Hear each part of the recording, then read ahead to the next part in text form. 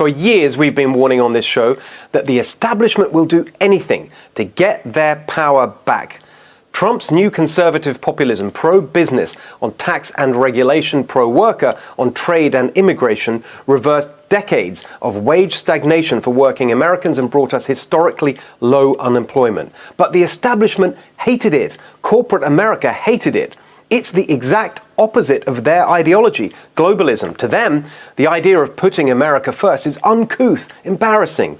Their priority is not improving the lives of American workers and families, but winning the approval of their friends in the elite by reciting the correct mantras on the climate crisis, systemic racism and inequality.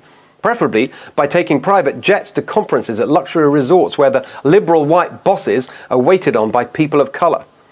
Underpinning this entire elitist establishment is the swamp. The swamp is what makes it all work. Big business in bed with big government, the revolving door between the two, lobbying, influence peddling, whining and dining. You could call it structural corruption. And ever since he got into the presidential race, we've been telling you that Joe Biden is the swamp. But it's hard to believe how openly and comprehensively he's now proving just how right we were. Last week, we showed you his so-called transition team crawling with swamp lobbyists and corporate cronies from big tech and big business. Tonight, we'll bring you details you have not seen reported anywhere else about Biden's scheme to bring the swamp directly into the White House at the highest level. He wants to do it in the form of this man, Steve the Swamp Ricchetti. Ricchetti was named this week as counselor to the president on a chart in which Biden grandly announced his White House senior staff. Ricchetti is a living, breathing example of everything that is corrupt and broken in our government. It's so disgusting that even fellow Democrats wanted to stop Biden bringing him in. Even Elizabeth Warren has warned against him. Back in 2008, President Obama's top aides blocked Steve Ricchetti from being hired, but Joe Biden was so desperate to have his corrupt crony by his side that he found a loophole, and Ricchetti ended up as Vice President Biden's chief of staff. Ricchetti's swamp career started in the late 80s when he began running the lobbying department for the Blue Cross and Blue Shield Association. Then he went on to be the executive director of the Democratic Senatorial Campaign Committee before joining the Clinton administration in 1992. And guess what he did there? This man, Ricchetti, who Biden, working-class Joe from Scranton, Pennsylvania, champion of blue-collar America, the man that Biden wants right by his side in the White House, is the very same man who bullied Democrats in Congress into voting for NAFTA, resulting in the collapse of American manufacturing and the shipping of millions of jobs overseas. Once Ricchetti was done selling out American workers, he cashed in on his public service by selling his government contacts and experience to the highest bidder with a new lobbying firm that he opened along with his brother, Jeff, Ricchetti and Associates. Remind you of anything? Two brothers, well-connected Washington insiders, part of the corrupt Clinton gang, opening a swamp lobbying firm with their name above the door. Yep. Just like the Podestas. And would you believe it, the Ricchettis ended up selling their sleazy firm to the Podestas' sleazy firm. And the two sets of brothers shared the spoils. Jeff Ricchetti went on to work for Tony Podesta on the outside, while Steve Ricchetti went back into the White House to work for John Podesta. Isn't that neat? In fact, at the time, Tony Podesta even compared this rotten quartet to the Medici family who ruled Italy in the Renaissance, saying, quote, "The Medicis controlled everything. We have it split into two families." Have you ever heard anything so nauseatingly arrogant? The government's supposed to work for you, the American people. But for Washington's insular ruling elite, government is just an opportunity to make themselves rich and powerful. In the election campaign, we called it Bidenomics. You get poorer, they get richer. That is Steve Ricchetti's core belief system. He wasn't done screwing American workers with NAFTA. There were millions more manufacturing jobs he could send away, thousands of working-class communities across the heartland that he could hollow out and destroy. In 2000, before leaving the White House, it was Steve Ricchetti who led the charge in getting China admitted to the WTO. Yeah, that deal. probably the single most destructive act of economic self-harm in American history. So, NAFTA and China. Nice work, Steve the Swamp. Once his dirty work in the Clinton White House was done, well, you can guess the next part. It was time for the Ricchettis to cash out. They started another lobbying firm, Richetti Inc. And you can guess who hired them, a laundry list of corporate America's biggest names. Telecoms companies like AT&T, Siemens, Sprint and Nextel, pharma companies like Pfizer, Eli Lilly and Novartis, insurance associations, hospital trade groups, even tech companies like eBay, and of course, the military-industrial complex with defense contractors like United Technologies. In 2008, Steve Ricchetti went back into the bowels of Clinton Inc., bundling donations for Hillary's first failed presidential campaign. After she lost, he eventually managed to worm his way into the Obama administration, skirting new ethics rules by deregistering as a lobbyist and rebranding himself an advisor. That's the Democrat way. You lobby, but I advise. In fact, despite deregistering as a lobbyist and without signing an ethics waiver, Ricchetti still managed to rake in $1.8 million from his lobbying firm in 2011, dwarfing his income as a White House official. And after sneaking Ricchetti in a year later in 2013, he took over as Vice President Biden's Chief of Staff, where he remained for the duration of the Obama administration. All while his brother Jeff continued his lobbying through Ricchetti Inc. Oh, but I'm sure there was no special access right. No way that swamp lobbyist Jeff Ricchetti would in any way benefit from the fact that his brother Steve was the vice president's chief of staff. I mean, that kind of thing would never happen around Joe Biden, who always insists on a strict separation between government business and family interests. And of course, there's absolutely no connection at all, obviously, between the fact that Jeff Ricchetti's lobbying business later saw a massive spike in business just as his brother Steve the Swamp became chairman of Biden's presidential campaign in 2019. New clients picked up by the Biden campaign. Sorry, Ricchetti Inc. It's so easy to get confused, including multinational corporations in big tech and big pharma. Clients like GlaxoSmithKline, a British pharma giant and one of the most heavily fined drug companies in the world. In 2012, they were fined $3 billion in one settlement alone for bribing doctors to prescribe antidepressants to children.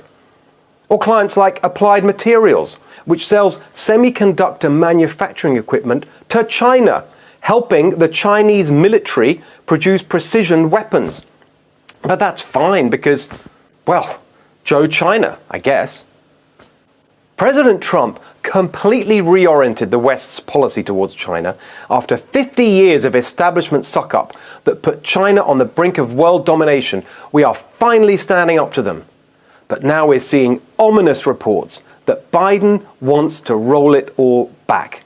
On day one, according to Axios, Biden wants re-engagement. He wants to unwind Trump-era actions, to reverse the crackdown on China's spying, to remove restrictions on Chinese journalists in the US. This is the establishment agenda. This is the big business agenda. And Biden wants Steve the Swamp Ricchetti right there in the Oval Office pushing it. For years, conservatives may have thought positively of corporate America. We're pro-business, right? Yes, we are. But we are pro-real business, not these giant global bureaucracies that corporate America has become. We are pro-small business, pro-entrepreneur. Conservatives need to wake up. Corporate America is not your friend. Just since the election, not just Facebook and Twitter, but big businesses including Airbnb, PayPal and Target have attacked conservatives. Corporate America looks down on you. Corporate America censors you. Corporate America hates you. And now, corporate America wants even more power over you by putting its stooge in the White House. Steve the Swamp Ricchetti, a godfather of NAFTA, an agent for China, a corrupt swamp lobbyist who got rich off pretending to work for you. He is a symbol of everything that's wrong with our system. His presence in the White House would be a stain on our democracy. It would be wrong and unacceptable, and we must not let it happen. We must stop the Biden swamp.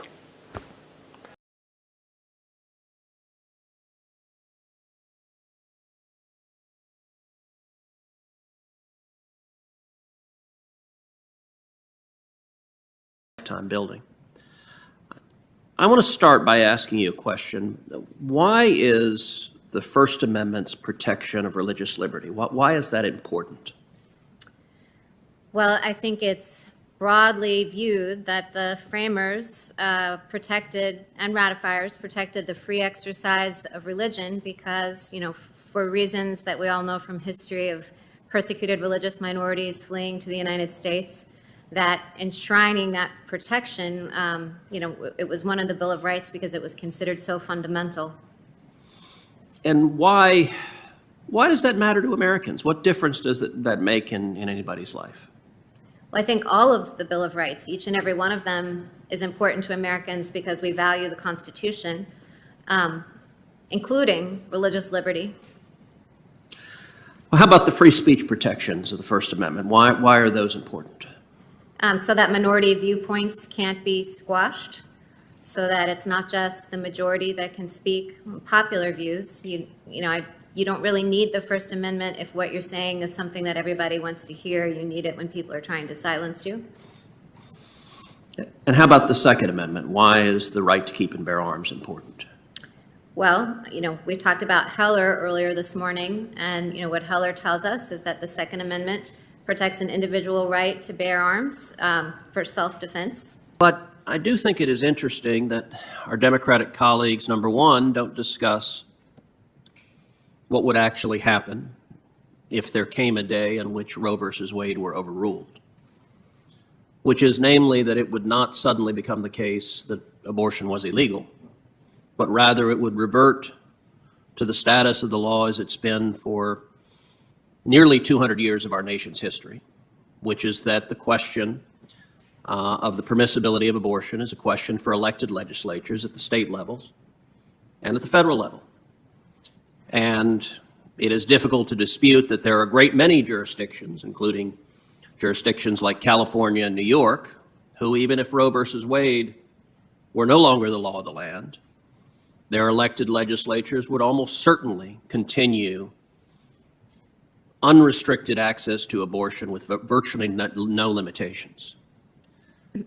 What I find interesting, though, is that our Democratic colleagues do not discuss what is really the radical position of the most liberal justices on the Supreme Court, which is that no restrictions whatsoever are permissible when it comes to abortion. Yesterday, one of the Democratic senators made reference to the case Gonzalez versus Carhart. I'm quite familiar with that case, and I represented Texas and a number of other states as amici in that case. That case concerned the constitutionality of the federal ban on partial birth abortion. That was legislation that passed Congress, was signed into law, that made the really gruesome practice of partial birth abortion illegal. Overwhelming majority of Americans believe partial birth abortion should be prohibited, even those who identify as pro-choice. A significant percentage of Americans don't want to see that gruesome practice allowed. Supreme Court, by a vote of 5-4 in Carhart versus Gonzalez, upheld the federal ban on partial birth abortion. That means there were 4 justices ready to strike it down, ready to conclude that you can't ban partial birth abortion, that you can't ban late-term abortion. And by the way, other restrictions that are at question include parental consent laws, parental notification laws. None of our Democratic colleagues want to talk about the justices they want to see on the court would strike down every single reasonable restriction on unlimited abortion on demand that the vast majority of Americans support. How about free speech? Well, we've heard quite a bit about free speech. The senator from Rhode Island just gave a long presentation, complete with lots of charts. I'll say a couple of things on free speech. First of all, our Democratic colleagues, when they address the issue of so-called dark money and campaign finance contributions, are often deeply, deeply hypocritical and don't address the actual facts that exist. Here are some facts. Of the top 20 organizations spending money for political speech in the year 2016, 14 of them gave virtually all of their money to Democrats, and another 3 split their money evenly. So only 3 of the top 20 gave money to Republicans. What did that mean in practice? That meant the top 20 super PAC donors contributed $422 million to Democrats and $189 million to Republicans. Those who give these impassioned speeches against dark money don't mention that their side is funded by dark money with a massive differential. The senator from Rhode Island talked about big corporate powers without acknowledging that the contributions from the Fortune 500 in this presidential election overwhelmingly favor Joe Biden and the Democrats, without acknowledging that the contributions from Wall Street in this election overwhelmingly favor Joe Biden and the Democrats. It's an awful lot of rhetoric about power. But it gets even more interesting when you look at Supreme Court nominations. We just heard an attack on the Federalist Society, a group that I've been a member of for over 25 years. I joined as a law student. It's a group that brings conservatives, libertarians, constitutionalists together to have robust discussions about the Constitution and about the law. What's interesting is nowhere in the Senator of Rhode Island's remarks was any reference to a company called Arabella Advisors, which is a for-profit entity that manages nonprofits, including the 1630 Fund and the New Venture Fund. Now, what on earth are those? Those sound like awfully dark and confusing names. Well, according to the Wall Street Journal this Sunday, in the year 2017 and 2018, those entities reported $987.5 million in revenue. That's nearly $1 billion. We heard a lot of thundering indignation at what was described as $250 million of expenditures. In this case, you've got $1 billion. The senator of Rhode Island said that much money, much of which is dark money that we don't know who contributed it, he asked, what are they getting for it? And by the way, one of the things they're getting for it is a group called Demand Justice, a project of those entities, spent $5 million opposing Justice Brett Kavanaugh and has just launched a 7-figure ad buy opposing your confirmation. So all of the great umbrage about the corporate interests are spending dark money is wildly in conflict with the actual facts that the corporate interests that are spending dark money are funding the Democrats by a factor of 3 to 1 or greater. A fact that doesn't ever seem to be acknowledged. But not only that, what was Citizens United about? You know, it's interesting. Most people at home, they've heard about Citizens United. They know it makes Democrats very, very upset. But they don't actually know what the case is about.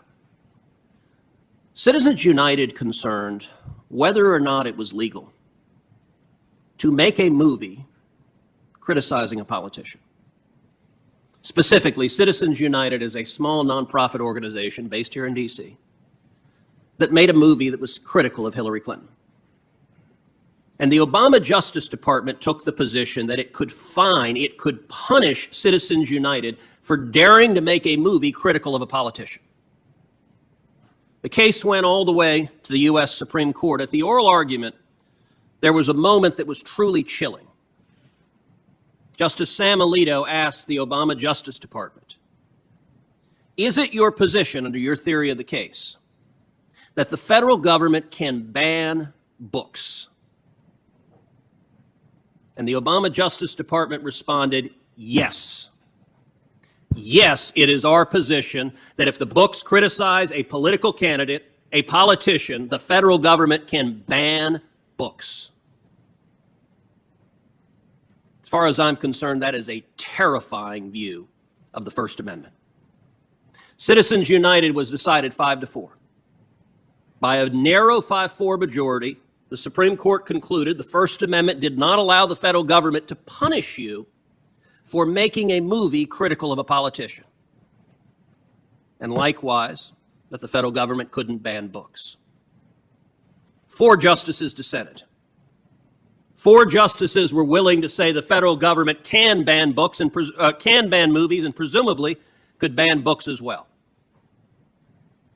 When Hillary Clinton was running for president, she explicitly promised every justice she nominated to the court would pledge to overturn Citizens United. By the way, Hillary Clinton said she would demand of her nominee something you have rightly said that this administration has not demanded of you, which is a commitment on any case as to how you will rule. Democrats have shown no compunction in expecting their nominees to make a promise. Here's how I'm going to vote on a pending case. Judicial ethics be damned. Or how about the Second Amendment? We've heard some reference to the Heller decision. Senator from Connecticut yesterday talked about reasonable gun control and gun safety provisions. Well, that, of course, was not what was at stake in the Heller decision. Number one, majority decision in Heller, Justice Scalia's opinion, acknowledges reasonable provisions, things like prohibitions on felons in possession are permissible. Your opinion in the Cantor decision likewise acknowledged that restrictions preventing dangerous criminals from receiving firearms are entirely consistent and permissible under the Second Amendment. But the issue at Heller was much more fundamental. It was whether the Second Amendment protects an individual right to keep and bear arms at all. The vote in Heller was 5-4. By a vote of 5-4, the majority struck down the District of Columbia's total prohibitions on owning an operative firearm in the District of Columbia. The argument of the 4 dissenters was not what our Democratic colleagues talk about here. It wasn't some reasonable gun control provisions are okay. That was not the argument of the dissenters. That question we can actually have a reasonable debate on. Reasonable minds can differ on what the appropriate line should be, what are reasonable laws there, but that was not what was at issue at Heller. The position of the 4 dissenters was the Second Amendment protects no individual right to keep and bear arms whatsoever, but merely a, quote, collective right of the militia, which is fancy lawyer talk for a non-existent right. 4 justices would have ruled that way, 1 vote away. The consequences of the court concluding that there is no individual right under the First Amendment would mean you and I and every American watching this would lose your Second Amendment right. It would mean the federal government, the state government, the city could ban guns entirely, could make it a criminal offense for any one of us to own a firearm. And no individual American would have any judicially cognizable right to challenge that. That is a radical reading of the Constitution. That is effectively erasing the Second Amendment from the Bill of Rights. And Hillary Clinton likewise promised in 2016 that every justice she nominated would commit to voting to overturn Heller. They were big on litmus tests. And Joe Biden, although he refuses to answer just about anything about whether or not he's going to pack the court, he did tell the American people the voters don't deserve to know whether he's going to pack the court. Truly a statement of disrespect and contempt for the voters, unusual in our political process. 1 vote away from the Second Amendment being erased from the Bill of Rights. None of our Democratic colleagues admit that that is their agenda, and yet those are the justices that Democratic presidential nominees are promising they will appoint. Justices who will take away your right to criticize politicians, justices who will allow censorship, justices who will allow movies and books to be banned, justices who will erase the Second Amendment from the Bill of Rights. And how about religious liberty? Religious liberty is an issue near and dear to a great many of us. The right of every American to live according to your faith, according to your conscience, whatever that faith may be. Religious liberty is fundamentally about diversity.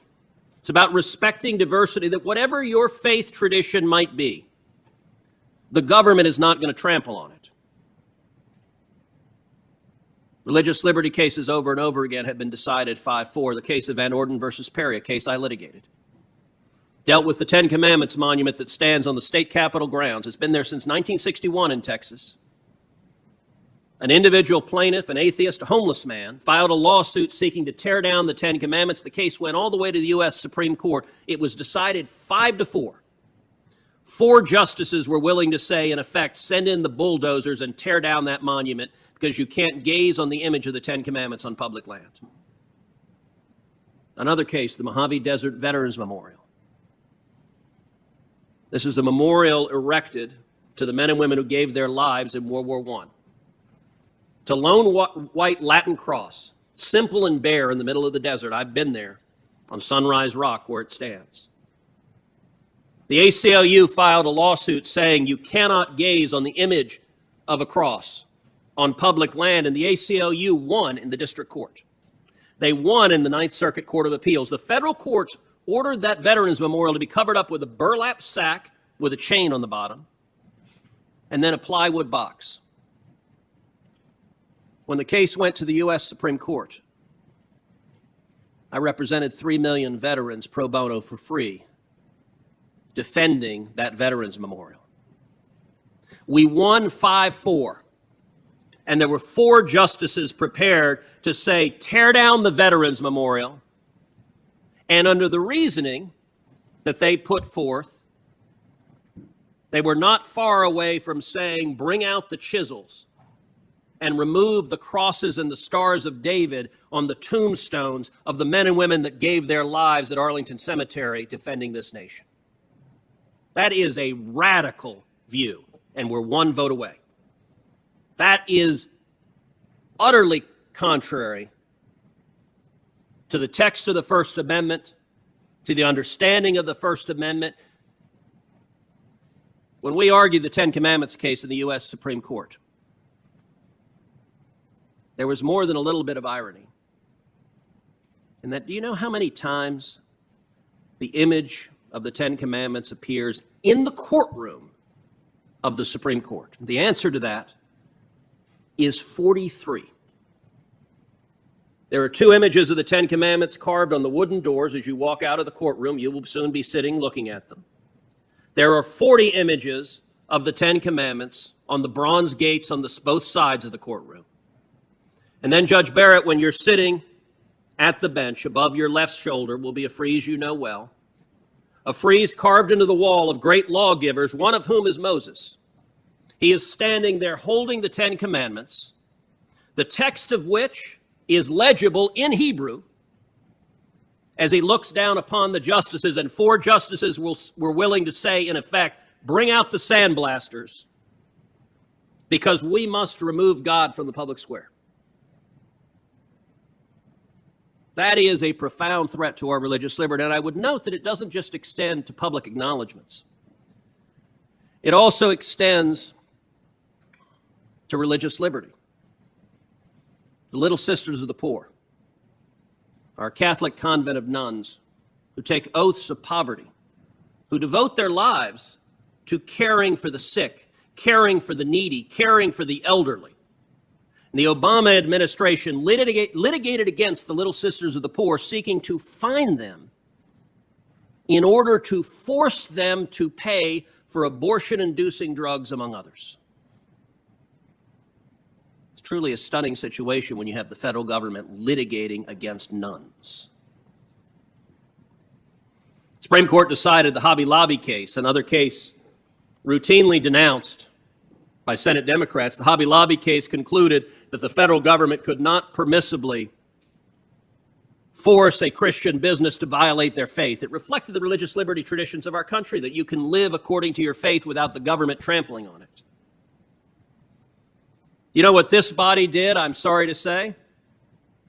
Senate Democrats introduced legislation to gut the Religious Freedom Restoration Act. Religious Freedom Restoration Act, when it passed this body, passed with an overwhelming bipartisan majority. Senate Democrats, including Chuck Schumer and Joe Biden and Ted Kennedy, all voted for the Religious Freedom Restoration Act. Democratic President Bill Clinton signed the Religious Freedom Restoration Act. And yet, in the wake of the Hobby Lobby decision, this body voted on legislation to just gut the protections for religious liberty. And I'm sorry to say, every single Senate Democrat voted to do so. Not a single one, zero, would defend religious liberty. Joe Biden has already pledged, if he's elected, he plans to initiate again the attack on the Little Sisters of the Poor. You know, it's interesting. Folks in the press like to talk about Pope Francis. And on some issues, Pope Francis has been vocal when it comes to the environment, when it comes to issues concerning immigration. The Pope has been vocal on issues that our Democratic colleagues like and agree with. The press is happy to amplify those views. Somehow missing from that amplification is acknowledgement that when the Pope came to the United States in Washington, he went and visited the Little Sisters of the Poor. Here in D.C., he went to their home here in D.C., and the Vatican explained he did so because he wanted to highlight their cause. That the federal government shouldn't be persecuting nuns for living according to their faith. That's what's at stake in these nominations. And you won't hear any of that from the Senate Democrats on this committee. That's why their base is so angry at your nomination, Judge Barrett, because they don't believe you are going to join the radical efforts to erase those fundamental rights from the Bill of Rights. I believe that issue, preserving the Constitution, preserving the Bill of Rights, our fundamental liberties, I believe is the most important issue facing the country in the November elections. And I think for those of us who value those rights, we should take solace in the fact that not a single Democrat is willing even to acknowledge the radical sweep of their agenda, much less defend it. They know it's wildly unpopular. And look, right at the heart of this is a decision many Democrats have made to abandon democracy. You see, most policies like Obamacare, policies like health care, most policies under our constitutional system are meant to be decided by democratically elected legislatures. Why? So they can be accountable to the people. So if the voters disagree, they can throw the bums out. But too many Democrats have decided today that democracy is too complicated. It's too hard to actually convince your fellow Americans of the merits of your position. It's much easier just to give it to the courts. Find 5 lawyers in black robes and let them decree the policy outcome you want, which makes your radical base happy, presumably makes the millions, if not billions, in dark money being spent for Democrats happy, without actually having to justify it to the American people.